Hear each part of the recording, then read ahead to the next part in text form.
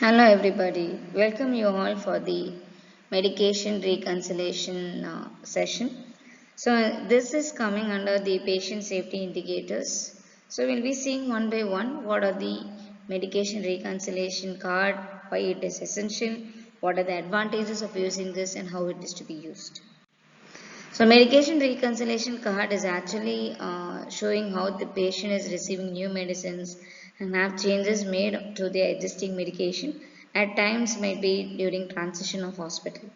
This can be like during admission, transfer from one department to another or to another unit, or during hospitalization, or in case of any discharge from home or any other facility.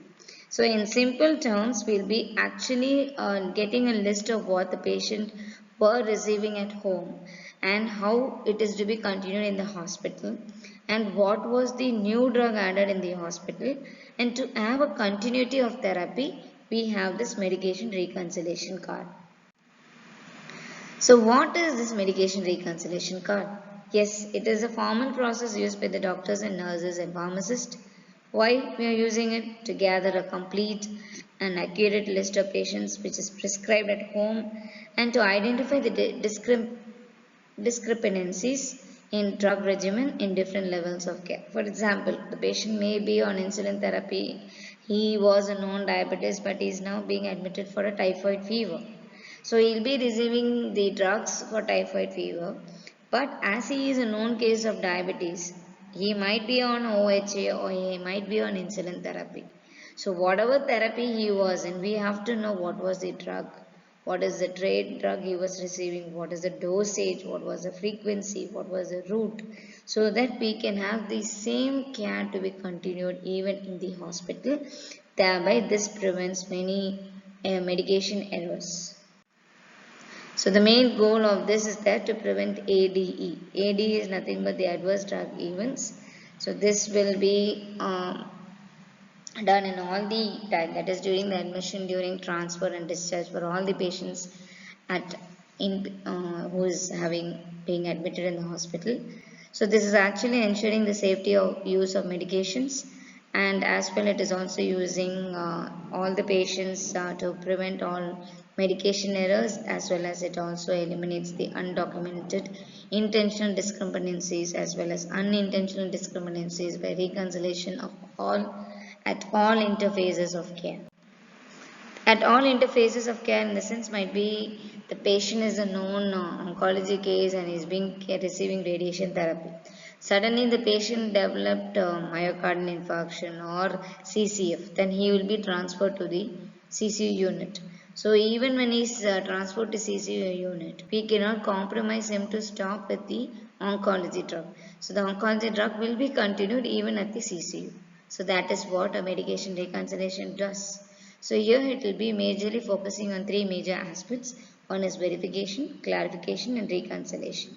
In verification, we are going to ask the current and the past medication what the patient was receiving, collecting it completely and accurately.